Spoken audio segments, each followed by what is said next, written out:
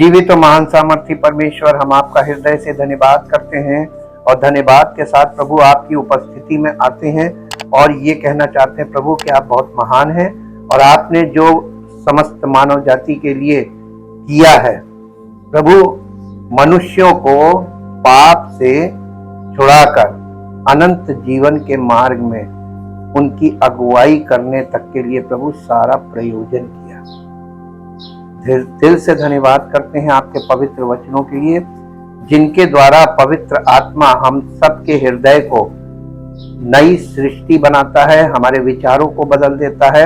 हम अपने विचारों में होते हैं, सांसारिक विचारों में होते हैं, लोगों की कहे हुए विचारों को के अनुसार अपने जीवन में हमेशा सोचते रहते हैं। हमारी थॉट लाइफ प्रभु इस सांसारिकता से भरी होती है, लेकिन पवित्र आत्मा हम सब के जीवन में आपके वचनों के द्वारा हमारे सोचने के सिरे को बदल देता है। हम जमीनी तरीके से सब चीजों को देखते हैं और उनका अवलोकन करते हैं और मूल्यांकन करते हैं, लेकिन प्रभु पवित्र आत्मा के द्वारा और आपके पवित्र वचनों के द्वारा हम स्वर्गीय दृष्टिकोण से, आप परमेश्वरीय दृष्टिकोण से हम चीजों को देखने, सुनने और समझने लगते हैं और इस प्रकार हमारा जीवन स्वर्गीय दृष्टिकोण के अनुसार परिवर्तित होकर आत्मिक जीवन में परिवर्तित होने लगता है। प्रभु हम आपका हृदय से धन्यवाद करते हैं। ये कार्य जो आप हमारे जीवन में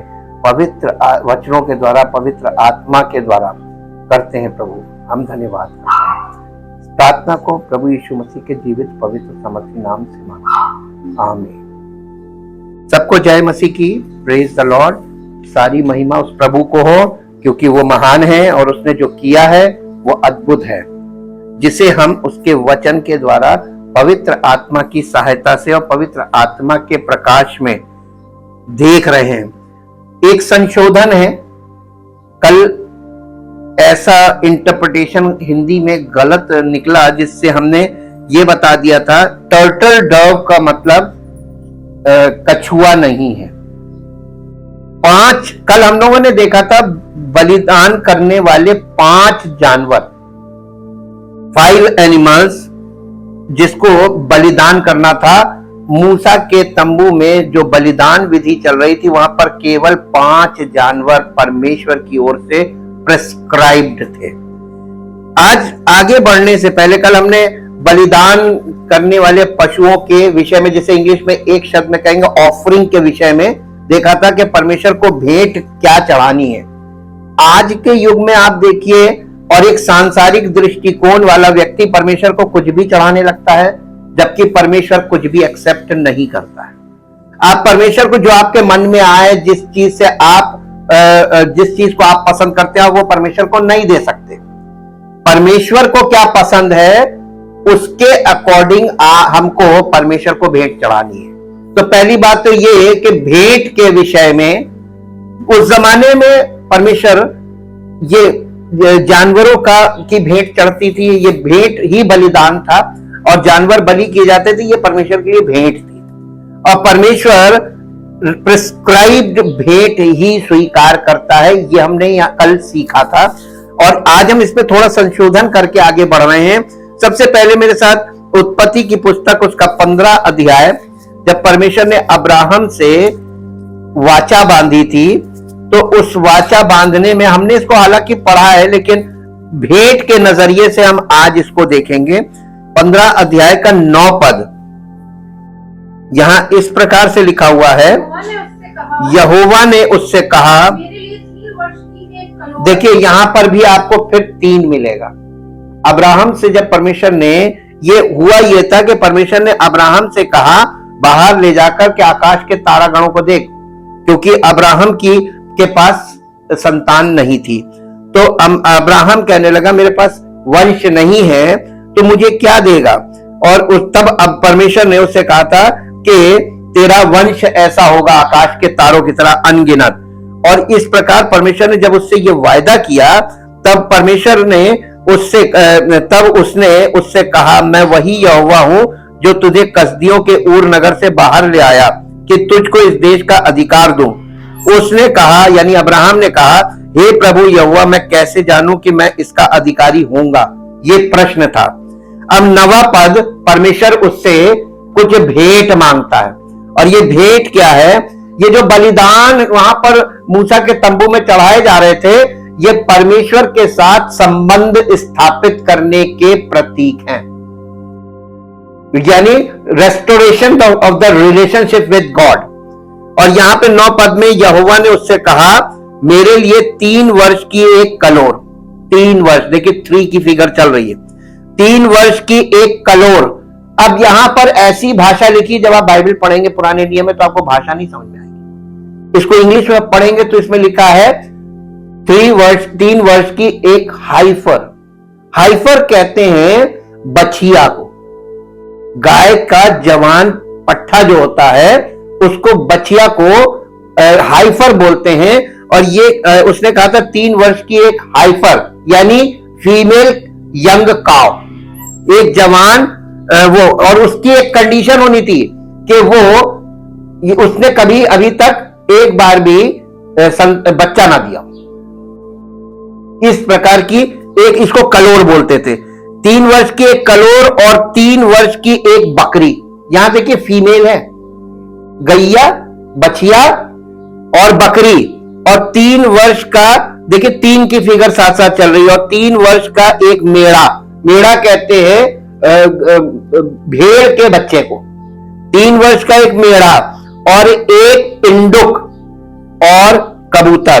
कितने जानवर हुए काउंट कीजिए। एक पिंडुक, पिंडुक का मतलब होता है टर्टल डव, और टर्टल डव का मतलब होता फाख्ता।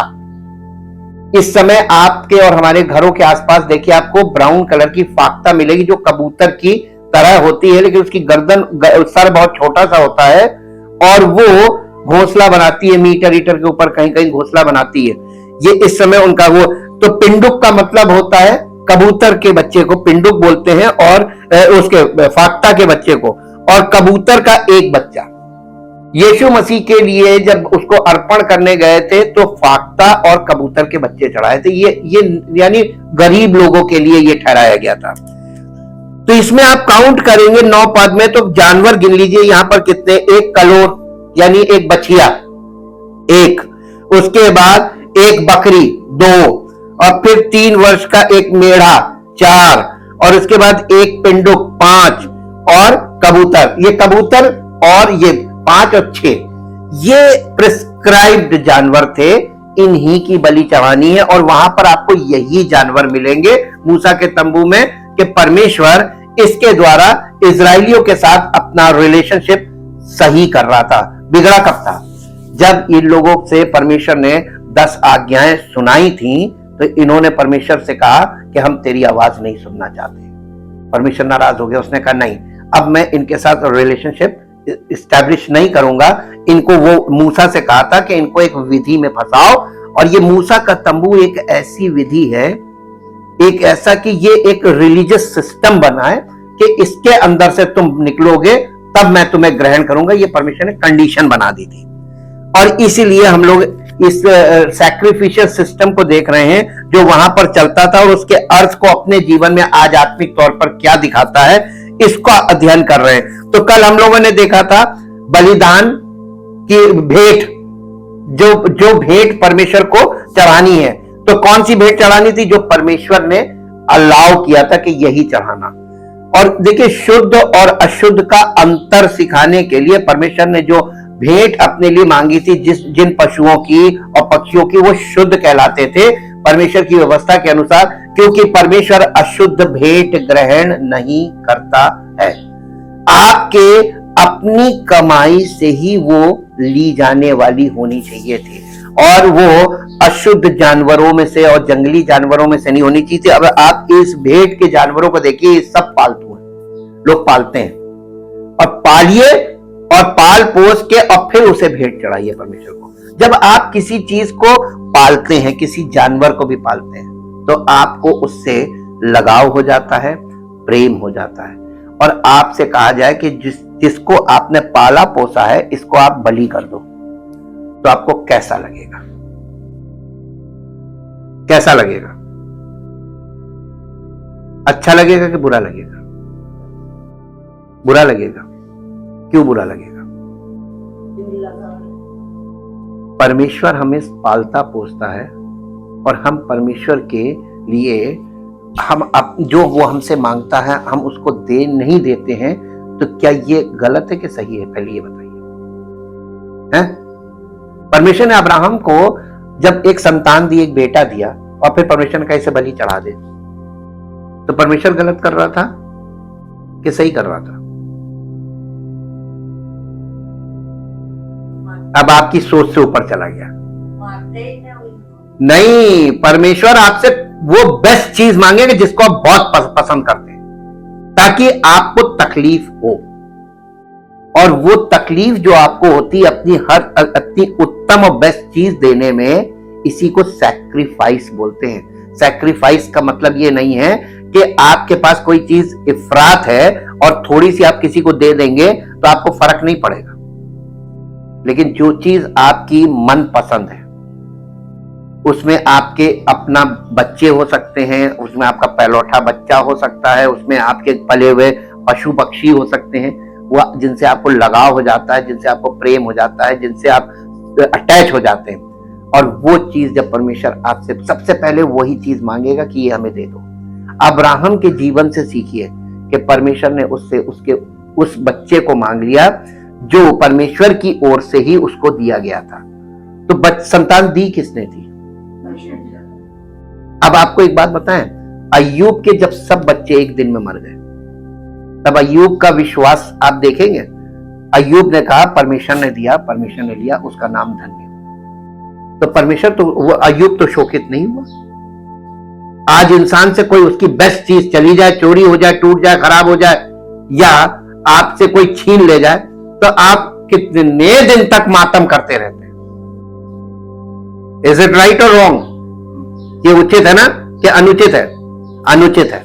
परमेश्वर सिखाता है और प्रैक्टिकल सिखाता, प्रैक्टिकल। परमेश्वर सिर्फ प्रवचन नहीं देता, परमेश्वर आपकी जीवन में वो घटित करके उसमें से आपको पार होने देगा। ये हम लोग यानी पुराने नियम में एक एक बात परमेश्वर इजराइलियों के जीवन में उनको ऐसी परिस्थितियों में से गुजारकर उन्हें सिखा रहा था, या परमेश्वर उनके साथ गलत व्यवहार कर रहा था? सिखा रहा था ना। तो आप और हमको कैसे सिखाएगा? वैसे ही सिखाएगा।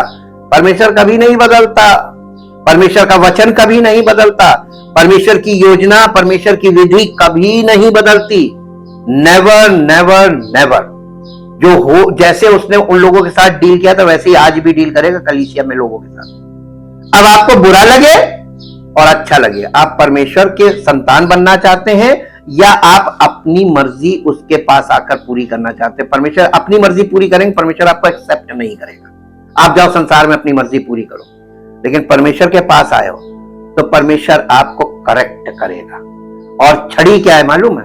परमेश्वर की छड़ी ताड़ना। ये ताड़ना ये डिसिप्लिन सिखाने के लिए है, और ये हार्ड होती। ताड़ना कभी भी सॉफ्ट तरीके से नहीं होती है। यहां पर कल हम लोगों ने भेंट देखी थी, क्या भेंट चढ़ानी है? 5 भेंट थी, 5 ऑफरिंग्स, 5 एनिमल ऑफरिंग्स थी, और ये प्रेस्क्राइब्ड ऑफरिंग टू गॉड। इसके बाद ऑफरिंग यानी बलि पशु या पक्षी, इन लोगों को 5 थे, 5 गिनती के, और यही चढ़ाने थे। और आज हम देखेंगे ऑफरर, भेंट चढ़ाने वाला। अब भेंट चढ़ाने वाले में 2 सेक्शन हो जाते हैं। एक तो भेंट किसके पैसों से खरीदी गई है, वो भेंट उसी के लिए चढ़ाई जाएगी। यदि हम गए वहां पर और हमने जो हमें बोला गया उसके अनुसार वो पशु या पक्षी हमने लिया, वो लेकर हमको खुद नहीं चढ़ाना था, हमें वो खरीद कर याजक को देना था। चढ़ाने वाला कौन है? याजक। लेकिन चढ़ा किसके लिए रहा है? हमारे लिए। अब आप देखिए ऑफरर, हम लोग भेंट लेकर आते हैं परमेश्वर के पास। आजकल आर्थिक भेंट आती है, लेकिन आर्थिक भेंट भी आपके दिल से जुड़ी होनी चाहिए, आपके जीवन से जुड़ी होनी चाहिए, ताकि परमेश्वर को भेंट देते समय, भेंट में तो आप वस्तु दे रहे हैं, लेकिन वो भेंट आ कहां से रही है? आपके दिल से आ रही है या आपके दिमाग से आ रही है? दिल से भेंट देना और दिमाग से भेंट देना दोनों अलग है। लोग परमेश्वर को दिमाग से भेंट कैसे देते हैं आपको मालूम है? लोग परमेश्वर को बढ़ा चढ़ा कर भेंट देते, ये दिमाग से है। मालूम क्यों? लालच में। अगर परमेश्वर को दें, शायद परमेश्वर हमें इससे ज्यादा हमको दे देगा। लालच में देना एक्सेप्टेबल नहीं है। यहीं पे सीखने को मिलेगा लेव्य व्यवस्था में। परमेश्वर ने आपसे कोई ऐसी चीज नहीं मांगी जो आप परमेश्वर को दे नहीं सकते। परमेश्वर आपसे वही चीज लेगा जो आप उसको दे सकते हैं, आपकी क्षमता के अनुसार लेगा। कल हम लोगों ने देखा था ना कि 3 कैटेगरीज थी। जो बहुत पैसे वाले लोग होते थे वो बड़े बड़े बैल चढ़ाते थे, महंगे होते वो। और फिर जो मिडिल वर्ग के थे वो बकरी या भेड़ चढ़ाते थे। और जो सबसे निर्बल थे वो पक्षी चढ़ाते थे, जो सबसे सस्ते। तो यानी 3 कैटेगरी में परमेश्वर ने भेंट को अलग अलग लोगों के लिए रखा था, उनकी आर्थिक स्थिति के आधार पर। इसका मतलब परमेश्वर बड़ा सच्चा न्यायी है आज भी। और आज परमेश्वर ने क्या अपनी भेंट लेने के तरीके को बदल दिया? परमेश्वर की नीयत कभी नहीं खराब थी। परमेश्वर के वचन में लिखा हुआ है कि परमेश्वर ने कहा कि ये जितने पृथ्वी में जितने पशु पक्षी हैं, ये है तो सब मेरे। और तुम हमको जब भेंट चढ़ा रहे हो तो तुमको जो तुम खरीद रहे हो, तो तुम्हें धन किसने दिया? परमेश्वर ने। तो परमेश्वर से प्राप्त धन और परमेश्वर के द्वारा रचे गए पशु पक्षी, तुम उसको भेंट चढ़ा रहे हो केवल कुछ ट्रांजैक्शन के द्वारा। तो भेंट एक्चुअली ट्रांजैक्शन थी। जो पैसा आप खर्च करते थे वो एक्चुअल भेंट थी, वो परमेश्वर के भवन के लिए थी। लेकिन उसके बदले में जो बलिदान वहां पे किया जा रहा था, ये बलिदान आपके जीवन से कनेक्ट होता था, कि आपकी वो भेंट आपकी लाइफ से कनेक्ट हो रही है। आज लोग क्योंकि पैसा देते इसलिए लोगों को पता नहीं चलता, और आपके देने की नीयत ज्यादा मायने रखती है, अमाउंट नहीं। ये भी याद रखिएगा, इसमें आपको ये समझना पड़ेगा। अब आज हम लोग ऑफरर के विषय में देखेंगे कि जब हम भेंट चढ़ाते हैं तो ये भेंट हम अपने लिए चढ़ा रहे हैं, ये हम परमेश्वर के लिए नहीं चढ़ा रहे हैं। तो ये बलि जिसके लिए चढ़ाना है, तो ये जो ऑफरर है ये अपने लिए भेंट लेकर आता है कि मेरे लिए चढ़ा दो। आज हम इसको देखेंगे। मेरे साथ निकालिए लेव्य व्यवस्था की पुस्तक, उसका पहला अध्याय। लेव्य व्यवस्था की पुस्तक, उसका पहला अध्याय। और इस अध्याय में कुल कितने पद हैं? 17 पद हैं। और हम ये पहले पद से 17 पद तक इसको पढ़ेंगे। मैं आपके बीच में पढ़ता हूं, आप लोग ध्यान से सुनिए और अपनी अपनी बाइबल को खोल के उसमें देखिए। होम बलि की विधि। यहोवा ने मूसा को बुलाकर मिलाप वाले तंबू में से उससे कहा, इस्राएलियों से कह कि तुम में से यदि कोई मनुष्य यहोवा के लिए पशु का चढ़ावा चढ़ाए, तो उसका बलि पशु गाय बैलों अथवा भेड़ बकरियों में से एक का हो। यदि वो गाय बैलों में से होम बलि करे तो निर्दोष नर मिलाप वाले तंबू के द्वार पर चढ़ाए कि यहोवा उसे ग्रहण करे। वो अपना हाथ होम बलि पशु के सिर पर रखे और वो उसके लिए प्रायश्चित करने को ग्रहण किया जाएगा। तब वो उस बछड़े को यहोवा के सामने बलि करे और हारून के पुत्र जो याजक हैं, वे लहू को समीप ले जाकर उस वेदी के चारों ओर छिड़के जो मिलाप वाले तंबू के द्वार पर है। फिर वो होम बलि पशु की खाल निकालकर उस पशु को टुकड़े टुकड़े करे। तब हारून याजक के पुत्र वेदी पर आग रखें और आग पर लकड़ी सजाकर रखें, और हारून के पुत्र जो याजक हैं वे सिर और चर्बी समेत पशु के टुकड़ों को उस लकड़ी पर जो वेदी की आग पर होगी सजाकर रखे, और वो उसकी अंतड़ियों और पैरों को जल से धोए। तब याजक सबको वेदी पर जलाए कि वो होम बलि यहोवा के लिए सुगंधदायक सुगंध वाला हवन ठहरे। यदि वो भेड़ों या बकरों की होम बलि चढ़ाए तो निर्दोष नर को चढ़ाए, और वो उसको यहोवा के आगे वेदी के उत्तरी ओर बलि करे। और हारून के पुत्र जो याजक हैं वे उसके लहू को वेदी के चारों ओर छिड़के और वो उसको टुकड़े टुकड़े करे और सिर और चर्बी को अलग करे, और याजक इन सब को उस लकड़ी पर सजा कर रखे जो वेदी की आग पर होगी, और वो उसकी अतड़ियों और पैरों को जल से धोए, और याजक सबको समीप ले जाकर वेदी पर जलाए कि वो होम बलि और यहोवा के लिए सुगंधदायक सुगंध वाला हवन ठहरे। यदि वो यहोवा के लिए पक्षियों की होम बलि चढ़ाए तो पंडुकों या कबूतरों का चढ़ावा चढ़ाए। याजक उसको वेदी के समीप ले जाकर उसका गला मरोड़ के सिर को धड़ से अलग करे और वेदी पर जलाए, और उसका सारा लहू उस वेदी के बाजू पर गिराया जाए, और वो उसकी गल थैली को मल सहित निकालकर वेदी के पूर्व की ओर राख डालने के स्थान पर फेंक दे, और वो उसको पंखों के बीच से फाड़े पर अलग अलग ना करे। तब याजक उसको वेदी पर उस लकड़ी के ऊपर रखकर जो आग पर होगी जलाए कि वो होम बलि और यहोवा के लिए सुगंधदायक सुगंध वाला हवन ठहरे। देखिए, तीनों कैटेगरी के लिए विधि एक ही है।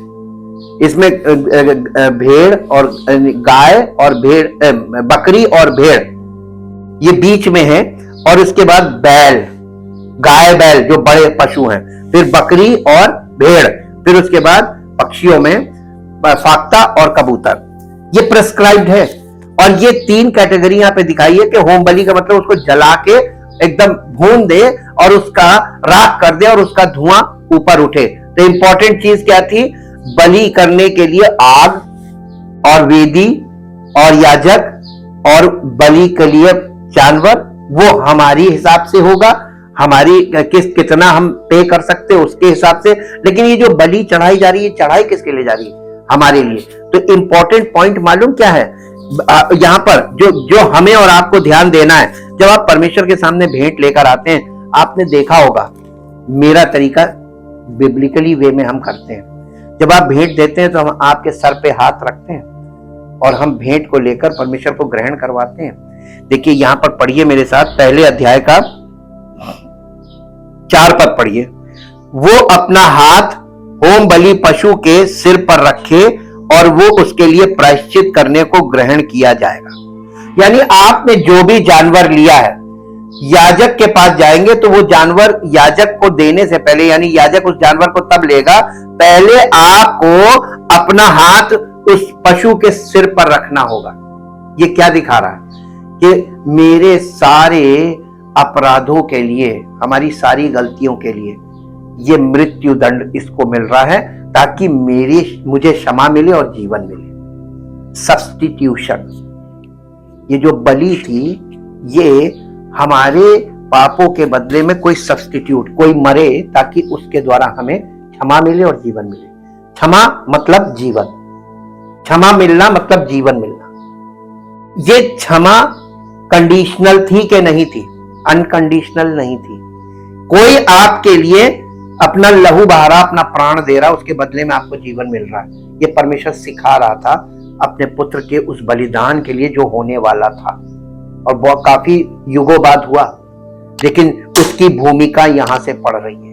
आज यीशु मसीह के बलिदान का लोगों के जीवन में कोई प्रभाव नहीं। उसका कारण है कि आपको परमेश्वर की विधि नहीं मालूम है, सिद्धांत नहीं मालूम है। अगर मान लीजिए ये बलि विधि आज होती, बलि सिस्टम आज चल रहा होता, तो आप कर रहे होते।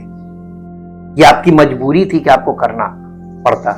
लेकिन धन्यवाद कीजिए कि उसके कारण हम आज इस सब चीजों से छूट गए। प्रति वर्ष अचूक चढ़ाया जाता था, ये अब क्यों नहीं चढ़ाना, हमें क्यों नहीं चढ़ाना? क्योंकि हमारे लिए हमारा बलि पशु प्रभु यीशु मसीह है। साल में एक बार आपकी इनकम के अनुसार, और वहां पे मालूम है साल में 3 बार 3 पर्वों पे सबको हाजिर होना होता था, हर यहूदी को। ये उनके लिए यानी परमेश्वर की ओर से मैंडेटरी था। अब साल में 3 बार आपको आपकी इनकम के अनुसार वहां पे जाके बलि चढ़ानी थी, और एक बलि पशु का आज प्रेजेंट में रेट ले लीजिए रफ आइडिया के लिए, और आप देखिए साल में 3 बार आपको, यानी 3 चढ़ाने, 3 की फिगर साथ साथ चलिए, 3 साल में आपको चढ़ाने हैं। तो साल में 3 का कितना रेट आता है, और वहां तक परमिशन यानी इजराइल में जाते थे लोग तो उतनी यात्रा का कितना खर्चा आता, वहां पे रुकने का कितना खर्चा आता, सब टोटल जोड़ेंगे तो आपको पता चलेगा इतना कॉस्टली था। और वो भी परमानेंट नहीं था, टेम्पररी था। उद्धार परमानेंट नहीं था, सिर्फ अनुग्रह था, ये सिखाने के लिए था। और इसको जब आप कैलकुलेट करेंगे तो पता चलेगा अच्छा मुझे परमेश्वर को कायदे से इतना भेंट देनी थी जो अब यीशु मसीह ने हम पर अनुग्रह किया। और आज लोग अपनी मर्जी से देते हैं, परमेश्वर के द्वारा प्रेस्क्राइब्ड वे में नहीं देते हैं, जबकि प्रेस्क्राइब्ड वे आज भी है। लेकिन परमेश्वर ने यह अनुग्रह कर दिया, ठीक है तुम देना चाहते हो, मैं तुम्हारी नियत चेक करूंगा। गिविंग में आपकी नियत चेक होती है, परमेश्वर की नहीं। परमेश्वर की नियत तो इस बलिदान में प्रकट हो गई, तो उसने अपने इकलौते पुत्र को समस्त मानव जाति के लिए दे दिया। कितनी बड़ी कीमत उसने दी है। और अब हमारी नियत की बारी है, तो परमेश्वर हमारी नियत हमारी भेंट से देखता है। और सबसे ज्यादा कंजूसी हम कहां करते हैं? दुनिया के सारे खर्चे पूरे कर लेंगे केवल वहीं पर। इसलिए परमेश्वर कहता करो चोरी, कितनी करोगे? और जब हम परमेश्वर के साथ इस जगह वफादार नहीं होते तो आप परमेश्वर से एक्सपेक्ट मत कीजिएगा, वो आपकी हर चीज कभी नहीं पूरी करेगा। सिखाने के लिए, इसलिए नहीं कि वो आपसे चिढ़ता है, आपको सिखाएगा। जिसे वो बेटा बनाता है उसे सिखाता है, हार्ड कर तरीके से सिखाता है, तो आपको सिखाएगा और झिला के सिखाएगा। फाइनेंशियली झेलोगे, सीख जाओगे।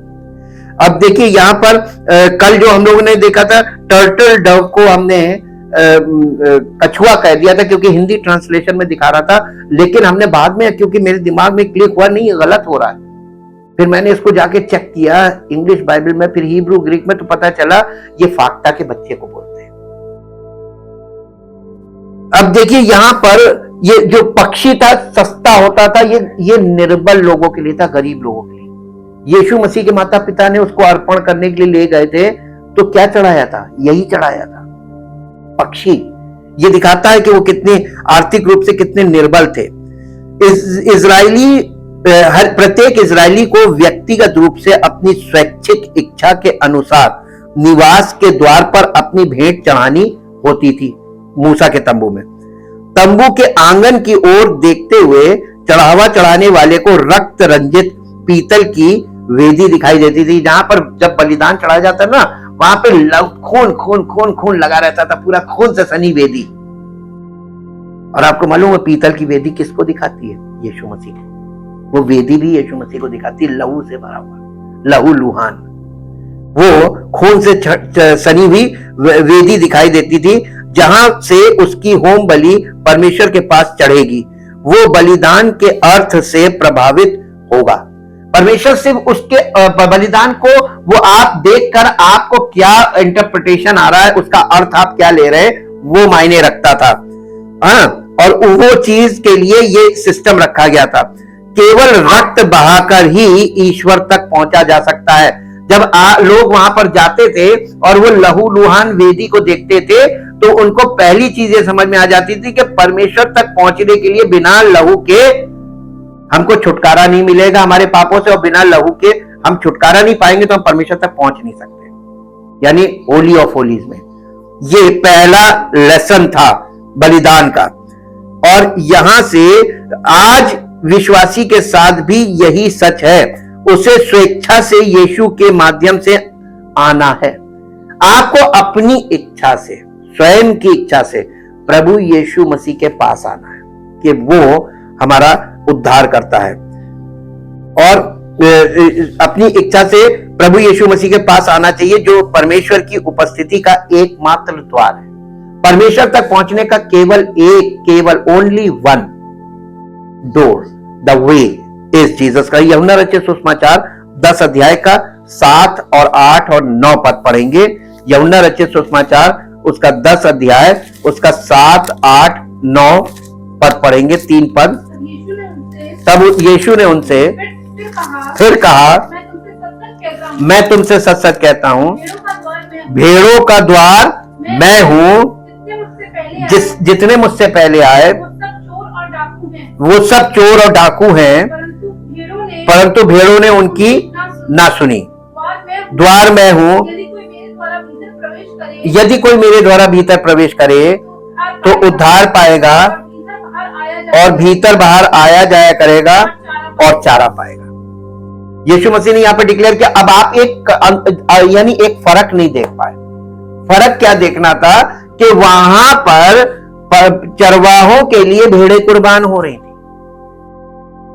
और यहां पर हम लोग भेड़ हैं और हमारे लिए चरवाहा कुर्बान हो रहा है। सीन बदल दिया। टाइप और एंटी टाइप में ये आपको देखना पड़ेगा। सबसे पहला बदलाव यह, इसी का 14 अध्याय, यूहन्ना 14 अध्याय, यूहन्ना 14 अध्याय का 6 पद।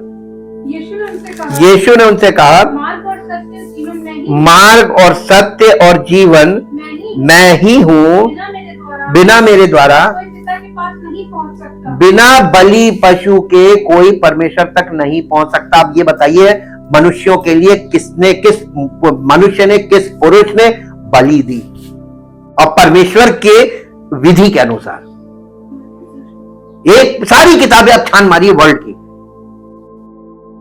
हर रिलीजियस बुक छान लीजिए, जब मिल जाए तो बताइएगा। ये परम सत्य है। अब फिर भी लोग खिलवाड़ करते हैं, फिर भी लोग इन चीजों को, परमेश्वर के कार्यों का तिरस्कार करना ये अभिशाप है, श्राप हो जाता है, श्रापित जीवन हो जाएगा। जितना हम परमेश्वर के इच्छा के विरोध में खड़े होंगे उतना हम श्रापित होते चले जाएंगे, और जितना हम परमेश्वर को अपने आप को समर्पित करने में देरी लगाएंगे उतने हम श्रापित होते जाएंगे। मालूम चिढ़ जाएगा तो फिर वह एक्सेप्ट ही नहीं करेगा। अब नहीं करता, तेरा टाइम खत्म हो गया। जा लिखा हुआ बाइबल में, आपके लिए अभी अनुग्रह का दरवाजा खुला हुआ है। एज सून एज पॉसिबल, जितनी जल्दी हो सके आप उसको समर्पित हो जाइए। ये यहां पे देखा कि आपको 14 पद, यूहन्ना 14 अध्याय का 6 पद इंग्लिश में पढ़ दीजिए। इंग्लिश में थोड़ा सा डिफरेंट है लेकिन बहुत क्लियर है। Jesus said to him, I am the way and the truth and the life. No one comes to the Father except by and through me. Except by and through me, यानी बिना यीशु मसीह के बलिदान के और बिना मसीह की देह में उस अंग का हिस्सा बने बिना कोई परमेश्वर तक नहीं पहुंच सकता। कंडीशन डबल है। आपको कंडीशन कभी भी यहां हिंदी में क्लियर नहीं होगी। भेंट शब्द हिब्रू में इसको कहते हैं कुर्बान।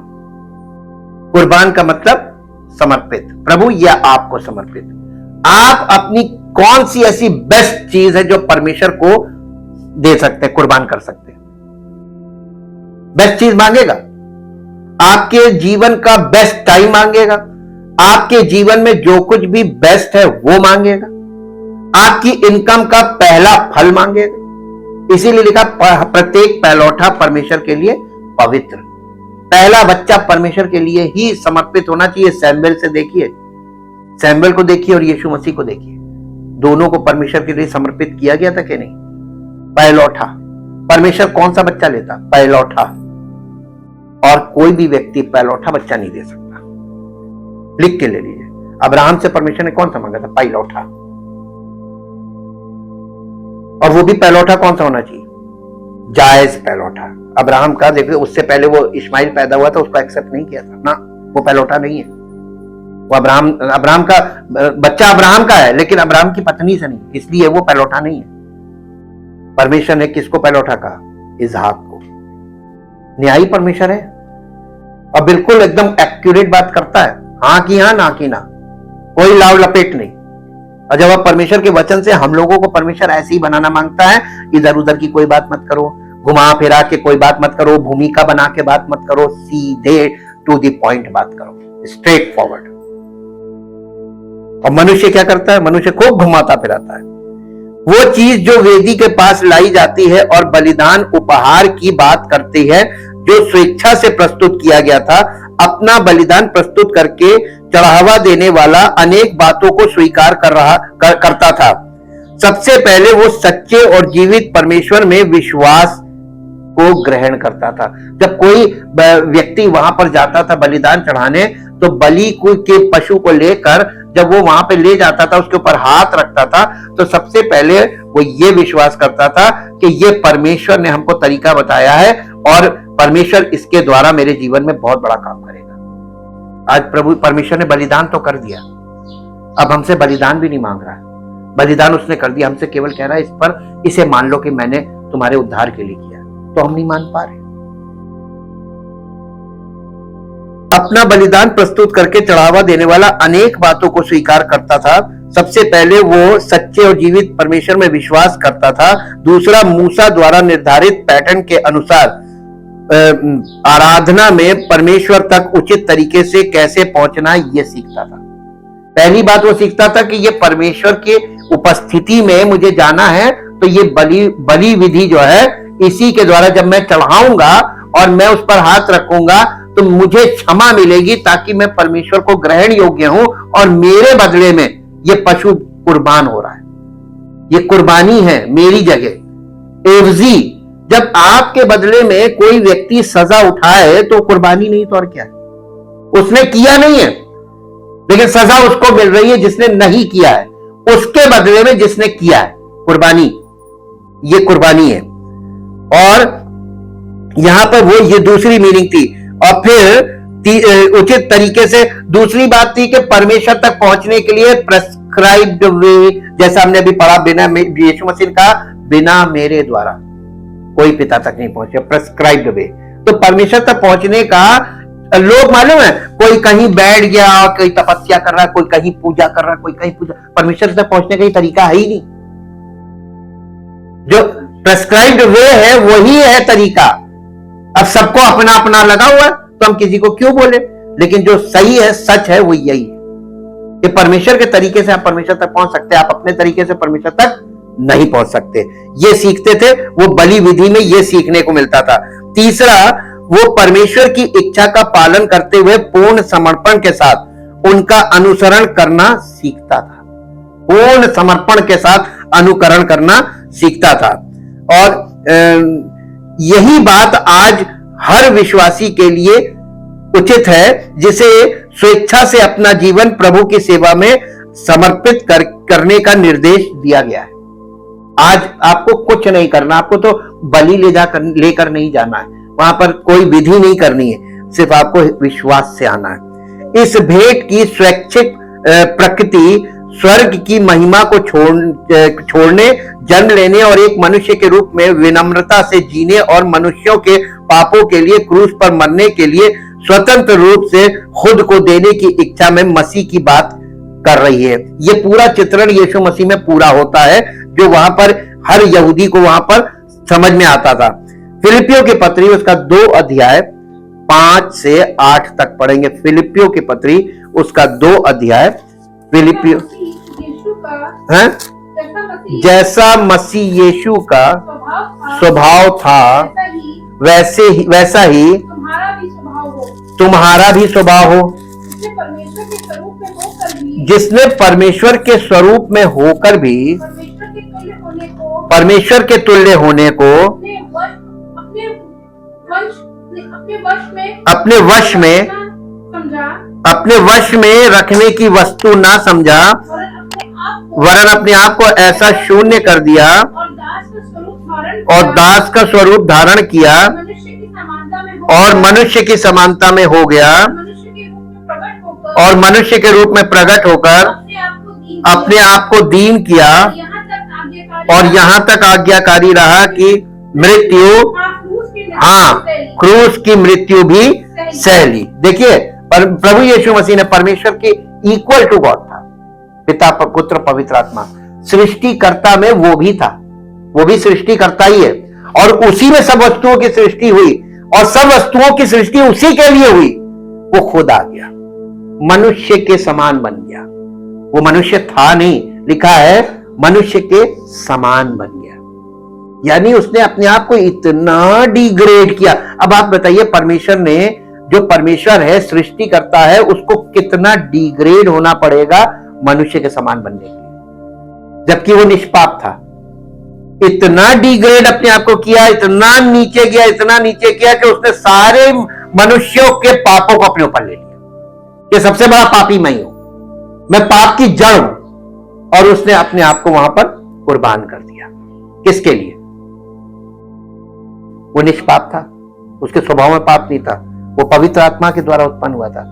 इस काम में यीशु जब ये कर रहा था तो पिता का प्रेम और पवित्र आत्मा तीनों उसके साथ थे क्रूसिफिक्शन में। दिस इज व्हाट, ये एक्ट जो है ना क्रूसिफिक्शन, ये कहलाता है work of God. Work of God का मतलब है God the father, God the son and God the holy spirit, सब इसमें काम कर रहे हैं। किसके लिए? मनुष्यों के लिए। एक अच्छी बात यहां पर देखने को मिलती है कि दुनिया में सब लोग अपने अपने ईश्वर के लिए प्रयास कर रहे हैं, मेहनत कर रहे हैं, परिश्रम कर रहे हैं, लेकिन हमारा परमेश्वर हमारे लिए काम कर रहा है। सी द पिक्चर, ये स्पिरिचुअल पिक्चर तो देखिए। ये स्पिरिचुअल पिक्चर आपको कहीं दिख जाएगी तो बता दीजिएगा, कहीं नहीं दिखेगी। इसी के साथ साथ इब्रानियों की पत्री 10 अध्याय 5 से 7, इब्रानियों की पत्री 10 अध्याय 5 से 7, हिब्रू।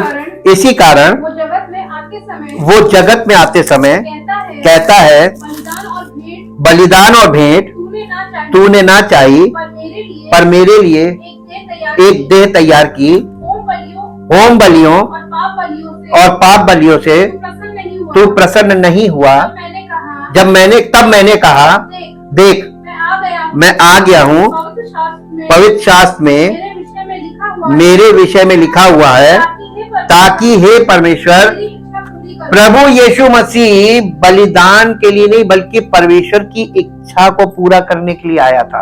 और परमेश्वर की इच्छा क्या थी कि एक ऐसा मनुष्य जो निष्पाप हो, निष्कलंक हो और पुरुष हो और पहलौठा हो और स्त्री का वंश हो और दाऊद का वंश हो, वो अगर आकर अपना प्राण बलि करेगा तो समस्त मानव प्रजाति के पापों की क्षमा का यानी उनके उद्धार का मार्ग बन जाएगा। अब आप बताइए, ऐसा व्यक्ति परमेश्वर ने ही तो हमारे लिए अवेलेबल किया, क्योंकि जो पॉइंट्स उसमें रखे गए थे वो हमारे और आपके बस से बाहर थे।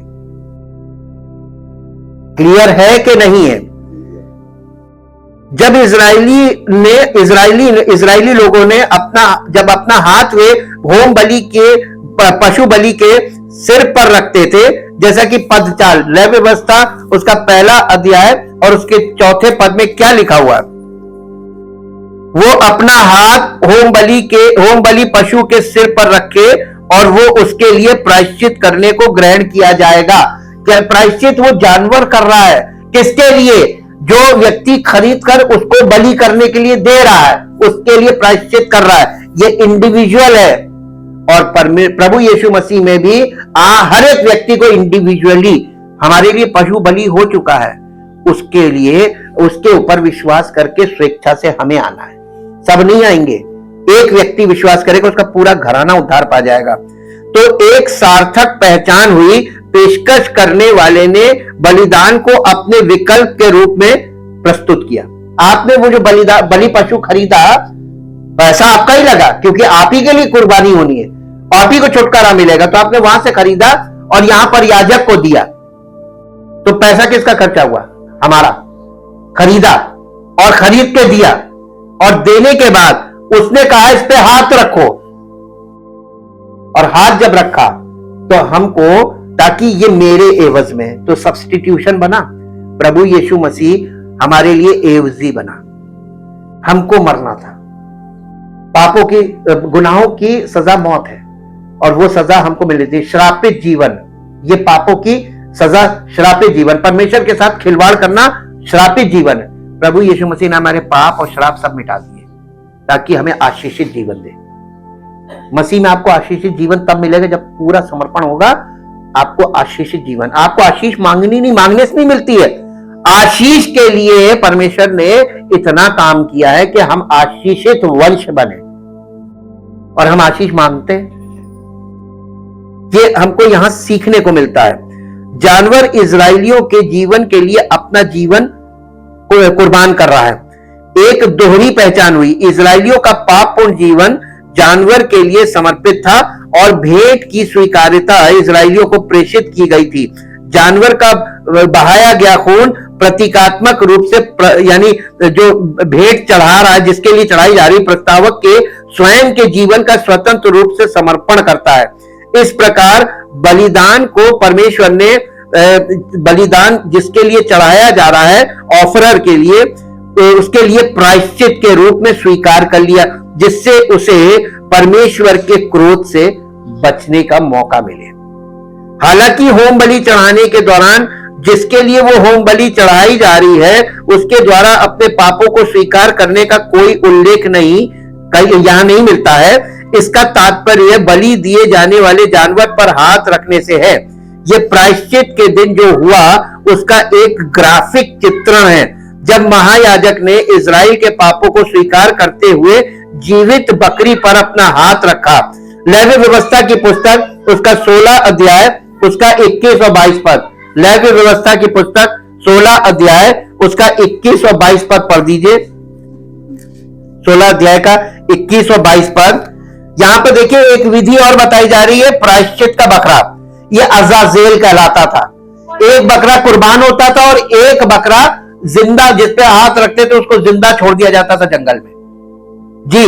जब हाँ, और हारून अपने दोनों हाथों को जीवित बकरे पर, ये देखिए महायाजक है, वो सब लोगों के लिए यहाँ प्रायश्चित कर रहा है। जीवित बकरे पर हाथ रखकर इजराइलियों के सब अधर्म के कामों और उनके सब अपराधों अर्थात उनके सारे पापों को अंगीकार करे और उनको बकरे के सिर पर धरकर उसको किसी मनुष्य के हाथ जो इस काम के लिए तैयार किया गया हो जंगल में भेजकर छुड़वा दे। वो बकरा उनके सब अधर्म के कामों को अपने ऊपर लादे हुए किसी निर्जन स्थान में उठा ले जाएगा। इसलिए वो मनुष्य उस बकरे को जंगल में छोड़ दे। इसको अजाजेल कहते थे, ठीक है। ये यज्ञ पशु कहलाता है। और यहां पर याजक पाप के बोझ से दबे बकरे को सुलेमान के बरामदे और पूर्वी गेट से बाहर ले गया, जो सीधे जैतून के पहाड़ की ओर जाता था। पर्वत की चोटी पर एक अन्य जाति को बकरे को यहूदिया के जंगल में ले जाना था और उसे मुक्त करना था। ये वहां पर विधि थी। ये दर्शाता था कि इजराइल के पाप जिन्हें परमेश्वर ने माफ कर दिया था दूर ले जाया गया था। लेवी व्यवस्था 16 अध्याय का 20 पद भी पढ़ दीजिए। 21-22 हमने पढ़ा, 20 पद भी पढ़ दीजिए। जब वो पवित्र स्थान और मिलाप वाले तंबू और वेदी के लिए प्रायश्चित कर चुके, तब जीवित बकरे को आगे। देखिए एक बकरा, यहाँ पे ये यज्ञ है इसीलिए यज्ञ बोलते हैं। वहां पे कुर्बानी भी हो रही है, लेकिन एक छोड़ा जा रहा है, एक यज्ञ के लिए छोड़ा जा रहा है। बलि के जानवर के साथ एक मसीही की, यीशु मसीह की पहचान होती है कि उसकी एक तस्वीर है। रोमियो की पत्री उसका 4 अध्याय और उसका 5 पद पढ़िए। रोमियो की पत्री 4 अध्याय का 5 पद। रोमियो 4 का 5। परंतु जो काम नहीं करता बलन भक्तिहीन के धर्मी ठहराने वाले पर विश्वास करता है, उसका विश्वास उसके लिए धार्मिकता। यानी सब लोग अपने अपने धर्मी बने हुए कि मेरा विश्वास ये हम भी धर्मी, मेरा विश्वास ये हम भी धर्मी। सब अपने अपने विश्वास से अपने आप को धर्मी बोल रहे हैं। लेकिन यहां पर एक ऐसी लाइन परमेश्वर के वचन के द्वारा खींची है कि यदि जो काम करने वाले की, देखिए 4 पद में लिखा है, काम करने वाले की मजदूरी देना दान नहीं परंतु हक समझा जाता है। जब आप किसी के यहां काम करते हैं तो आपको मजदूरी दे रहा है, ये दान नहीं है, ये आपका हक है क्योंकि आपने काम किया है ना। परंतु जो काम नहीं करता वरन भक्तिहीन के धर्मी ठहराने वाले पर विश्वास करता है, उसका विश्वास उसके लिए धार्मिकता गिना जाता है। हमारा विश्वास मालूम है, हमारा विश्वास परमेश्वर के कार्य पर है जो परमेश्वर ने किया। कि उसके द्वारा हम उस पर विश्वास कर रहे हैं, वो हमारे लिए किया गया, तो हम परमेश्वर के द्वारा धर्मी ठहरते हैं। परमेश्वर की धार्मिकता देखिए, यीशु मसीह के बलिदान पर विश्वास करने वाला परमेश्वर की ओर से धर्मी ठहरेगा। बाकी दुनिया में सब लोग अपनी अपनी धार्मिकता लेकर खड़े। अब कौन धर्मी? वचन के आधार पे आपको पहचान में आएगा, अच्छा ये सब अपने अपने विश्वास को लेकर खड़े। रोमियो की पत्री 6 अध्याय 3 पद से 11 पद तक पढ़ेंगे। क्या तुम नहीं जानते कि हम सब जिन्होंने मसीह यीशु में बपतिस्मा लिया, लिखा होगा का लिया, बपतिस्मा यीशु मसीह यीशु का बपतिस्मा लिया, उसकी मृत्यु का बपतिस्मा लिया, अर्थात उस मृत्यु का बपतिस्मा पाने से हम उसके साथ गाड़े गए, ताकि जैसे मसीह पिता की महिमा के द्वारा मरे हुओं में से जिलाया गया, जी उठा नहीं लिखा, जिलाया गया, वैसे ही हम भी नए जीवन की सी चाल चले। क्योंकि यदि हम उसकी मृत्यु की समानता में उसके साथ जुड़ गए हैं, तो निश्चय उसके जी उठने की समानता में भी जुड़ जाएंगे। हम जानते हैं कि हमारा पुराना मनुष्यत्व उसके साथ क्रूस पर चढ़ाया गया, ताकि पाप का शरीर व्यर्थ हो जाए, हम आगे को पाप की गुलामी में ना रहें, क्योंकि जो मर गया वो पाप से छूटकर धर्मी ठहरा। इसलिए हम यदि मसीह के साथ मर गए, देखिए यहाँ पे यदि वर्ड आ रहा, अगर हम मसीह के साथ मर गए, अगर कंफर्म पवित्र आत्मा के फलों से होगा, कंफर्म हमारे मसीही जीवन से होगा, पवित्र आत्मा की अगुवाई में जो हम जीवन जीना है उससे होगा। कंफर्म नहीं, यदि हम मसीह के साथ मर गए तो हमारा विश्वास ये है कि उसके साथ जिएंगे भी, क्योंकि ये जानते हैं कि मसीह मरे हुओं में से जी उठकर फिर मरने का नहीं, उस पर फिर मृत्यु की प्रभुता नहीं होने की, क्योंकि वो जो मर गया तो पाप के लिए एक ही बार मर गया, परंतु जो जीवित है वो परमेश्वर के लिए जीवित है। ऐसे ही तुम भी अपने आप को पाप के लिए तो मरा, परंतु परमेश्वर के लिए जीवित समझो, नहीं लिखा, मसीह यीशु में, अर्थात उसकी देह कलीसिया में जीवित समझो। इसलिए पाप तुम्हारे नश्वर शरीर में राज्य ना करे कि तुम उसकी लालसाओं के अधीन रहो, और ना अपने अंगों को अब अधर्म के हथियार होने के लिए पाप को सौंपो, पर अपने आप को मरे हुए में से जी उठा हुआ जानकर परमेश्वर को सौंपो, और अपने अंगों को धर्म के हथियार होने के लिए परमेश्वर को सौंपो। आपका जीवन किसके लिए काम कर रहा है? अपने लिए या परमेश्वर के लिए? कोई ना कहे परमेश्वर के लिए, सब अपने लिए। आप सुबह से लेकर रात तक अपने बारे में सोचते हैं, अपने परिवार के बारे में सोचते हैं, अपने लिए सोचते हैं, स्वार्थी सोच है ये। और यहाँ पे बलि के जानवर के साथ यहाँ पर हमें जो चीज दिख रही है, हमने अभी यही चीज पढ़ के देखी, जो उसके स्थान पर मर गया। दूसरा कुरिन्थियों 5 अध्याय उसका 21 पद पढ़ दीजिए। दूसरा कुरिन्थियों 5 अध्याय 21 पद। जो पाप से अज्ञात था उसी को परमेश्वर ने हमारे लिए पाप ठहराया कि हम उसमें होकर परमेश्वर की धार्मिकता बन जाए। यीशु मसीह पर हमने विश्वास कर लिया, अब हम धर्मी है नहीं, उसमें होकर। इंग्लिश में पढ़ दीजिए इसको। But all things are from God, who through Jesus Christ reconciled us to himself, received us into favor, brought us into harmony with himself, and gave to us the ministry of reconciliation, the ministry of reconciliation, that by word and deed we might aim aim to bring others into harmony with him. नहीं, ये कौन सी पढ़ी है? 18th verse. कौन सी? नहीं, 18th नहीं पढ़नी थी, 21. For our sake he made Christ virtually to be sin who knew no sin, so that in and through him देखिए फिर यहाँ पर एक ऐसी पेज आ गया, for फिर से so that in and through him. in का मतलब क्या? मसीह में और मसीह के द्वारा.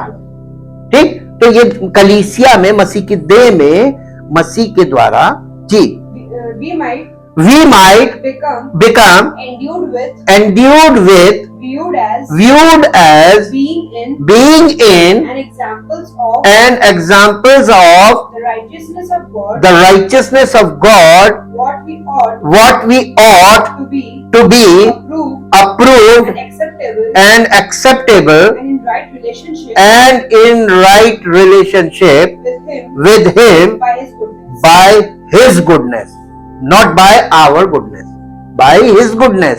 उसकी महिमा का पात्र बनना है उसके द्वारा.